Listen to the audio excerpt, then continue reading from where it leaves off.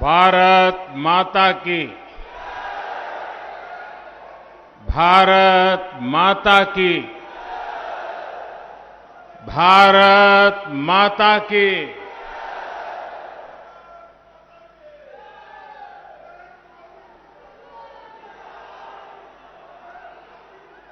सीता मैया, राजा जनक, कविराज विद्यापति के ई मिथिला भूमि के नमन करे छी।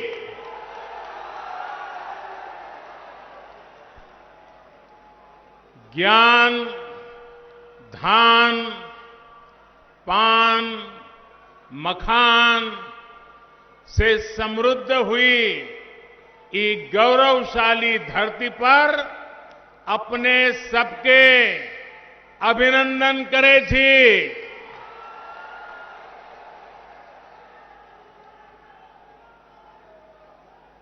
बिहार के मुख्यमंत्री मेरे मित्र भाई नीतीश जी, जो हमारे भावी मुख्यमंत्री के रूप में आपके आशीर्वाद निश्चित मिलने वाले हैं।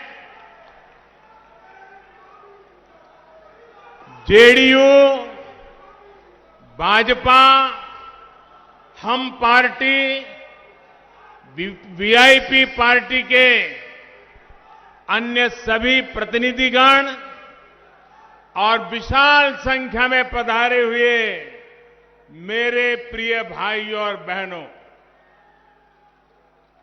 बिहार की पवित्र भूमि पर मैं राजा सलहेश, वीर शिरोमणि बाबा चौहरमल, राह बाबा और गोरैया बाबा को भी नमन करता हूं।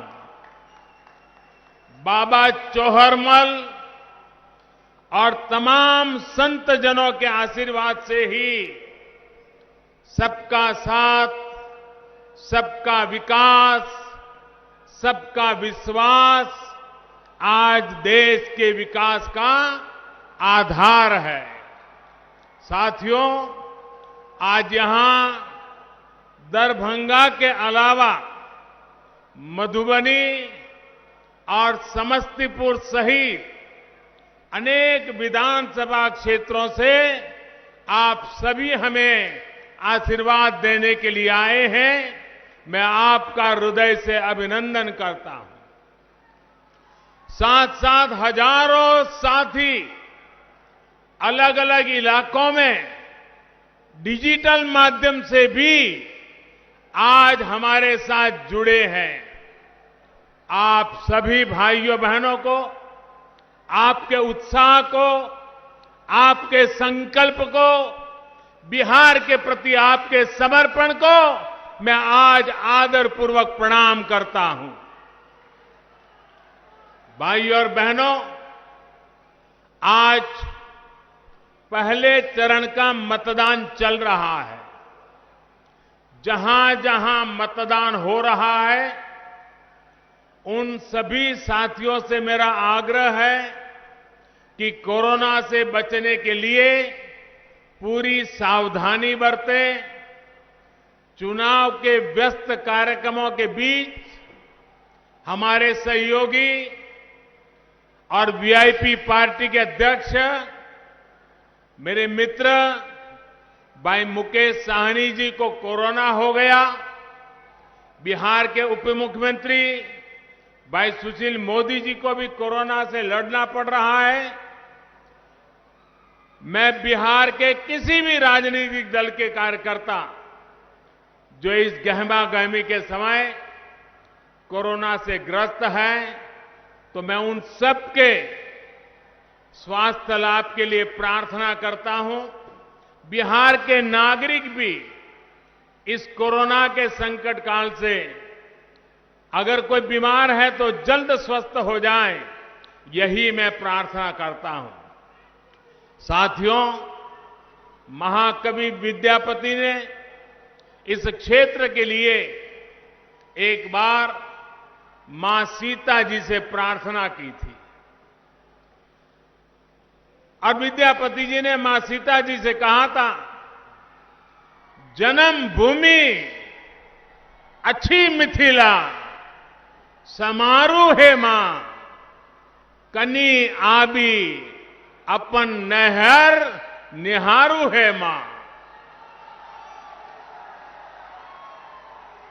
विद्यापति जी ने तब के मिथिला की स्थिति पर मां से आग्रह किया था।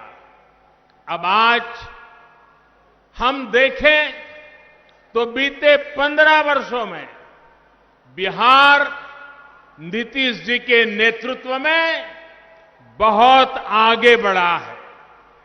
आज मां सीता अपने नैहर को तो प्रेम से निहार ही रही होगी, अयोध्या पर भी आज यहां की नजर अवश्य होगी। सदियों की तपस्या के बाद अब आखिरकार अयोध्या में भव्य राम मंदिर का निर्माण शुरू हो गया।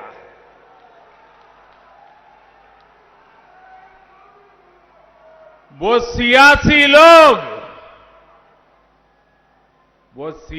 लोग जो बार बार हमें तारीख पूछा करते थे, बहुत मजबूरी में अब वो भी तालियां बजा रहे हैं।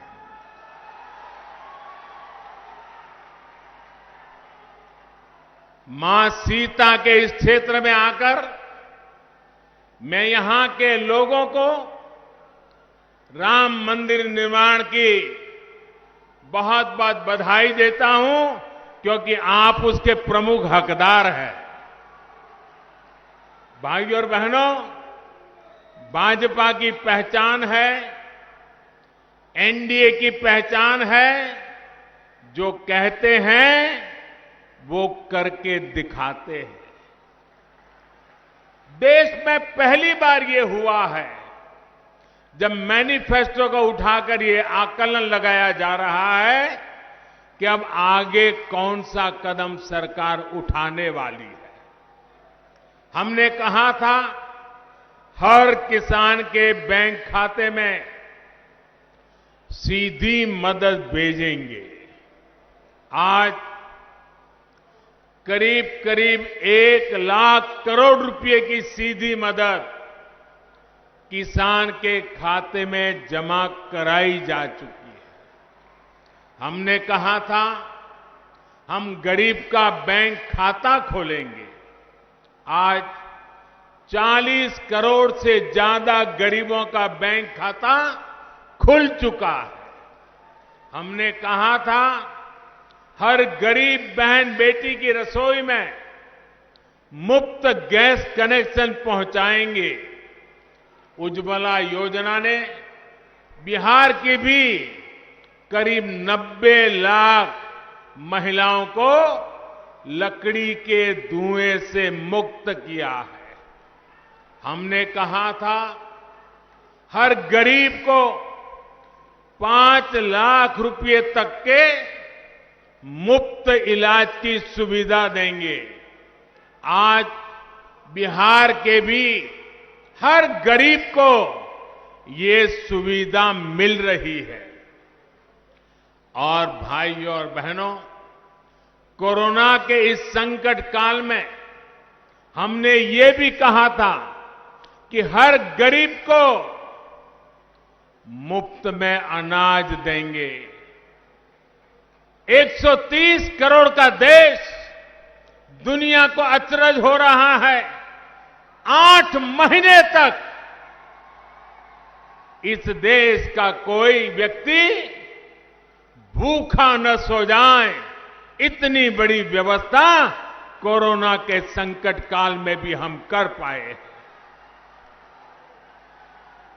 आज बिहार के भी गरीबों के लिए दिवाली और छठ पूजा तक मुफ्त में राशन की व्यवस्था की गई है। बाढ़ के दिनों में सरकार की इन योजनाओं ने गरीबों की बहुत मदद की है। साथियों, इस क्षेत्र में पानी से होने वाली बीमारियों की दिक्कत हमेशा से ही रही है। इस दिक्कत का एक बड़ा इलाज है हर घर पीने का शुद्ध पानी पहुंचे। बीते समय में पूरी ताकत से बिहार में ये काम किया गया है। अगर मैं दरभंगा और मधुबनी की ही बात करूं तो इस क्षेत्र में 11 लाख से ज्यादा घरों को पाइप कनेक्शन से जोड़ा गया है। बहुत जल्द बिहार देश के उन राज्यों में होगा जहां पर घर में पीने का साफ पानी पाइप से ही पहुंचेगा। तब ये गंदे पानी से होने वाली बीमारी नहीं होगी। किसी मां को अपना लाल, अपनी लाडली को खोना नहीं पड़ेगा। हमने ये संकल्प लिया है और इसे भी पूरा करके दिखाएंगे। भाइयों और बहनों, एनडीए का यही ट्रैक रिकॉर्ड आज बिहार के जन जन को आश्वस्त करने वाला है। एनडीए ने, भाजपा ने विकास का जो रोड मैप अपने मैनिफेस्टो में खींचा है, उस पर तेजी से अमल होगा, ये तय है। आत्मनिर्भर बिहार का जो संकल्प लिया है, उस पर हम और तेजी से आगे बढ़ेंगे। दरभंगा में एम्स बनने से मिथिलांचल को बहुत बड़ी सुविधा मिलेगी। दरभंगा एम्स के लिए 1200 करोड़ रुपए से ज्यादा मंजूर किए गए हैं। एम्स बनने से यहां के लोगों को बेहतर स्वास्थ्य सुविधाएं तो मिलेगी ही, मेडिकल की पढ़ाई की सीटें भी बढ़ेगी। इसी तरह सॉफ्टवेयर पार्क बनने से भी यहां के प्रतिभाशाली युवाओं को टेक्नोलॉजी के क्षेत्र में अधिक से अधिक अवसर मिल रहे हैं। दरभंगा में एयरपोर्ट की आधुनिक सुविधाएं मिलने से पूरे मिथिलांचल की कनेक्टिविटी और सशक्त होगी। रामायण सर्किट का अहम हिस्सा होने के कारण मिथिलांचल में पर्यटन, तीर्थाटन की संभावनाओं का विस्तार होगा। आत्मनिर्भर बिहार में उद्योगों के लिए नए अवसर बनेंगे। युवाओं के लिए रोजगार, स्वरोजगार के अवसर बनेंगे। गरीबों के लिए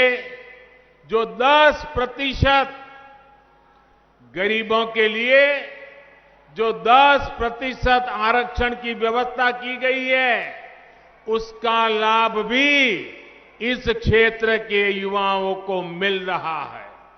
इसके साथ ही सरकार ने हमारे दलित, पिछड़े, अति पिछड़े भाई बहनों के लिए आरक्षण को जो अगले 10 साल के लिए बढ़ा दिया है, वो भी यहां के नौजवानों के लिए लाभकारी है। साथियों, बिहार की मिथिलांचल की कनेक्टिविटी को पीएम पैकेज से भी बहुत ताकत मिल रही है। पीएम पैकेज के तहत बिहार के गांवों में हजारों किलोमीटर की सड़कों पर काम हुआ है। 55,000 करोड़ रुपए,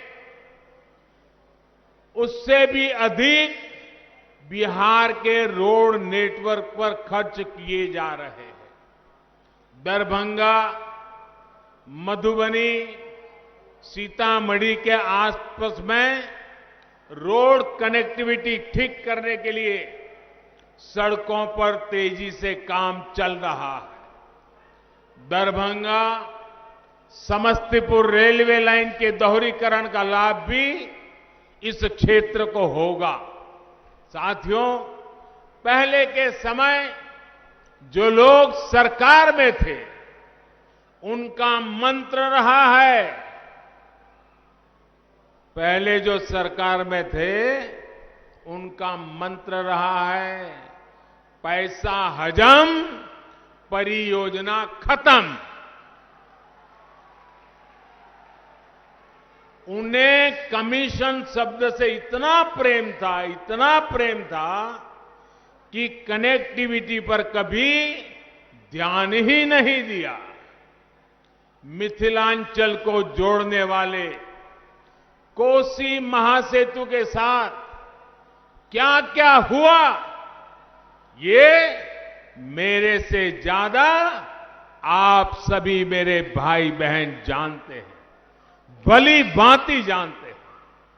2003 में जब हमारे मित्र नीतीश जी अटल जी की सरकार में रेल मंत्री थे, अटल जी प्रधानमंत्री थे, तब इस क्षेत्र मांग को पूरा करते हुए अटल जी ने महासेतु का काम शुरू करवाया था। लेकिन उनके बाद जिस तरह इस पर काम हुआ, उससे लगता था कि मिथिलांचल की जनता का ये सपना ही रह जाएगा।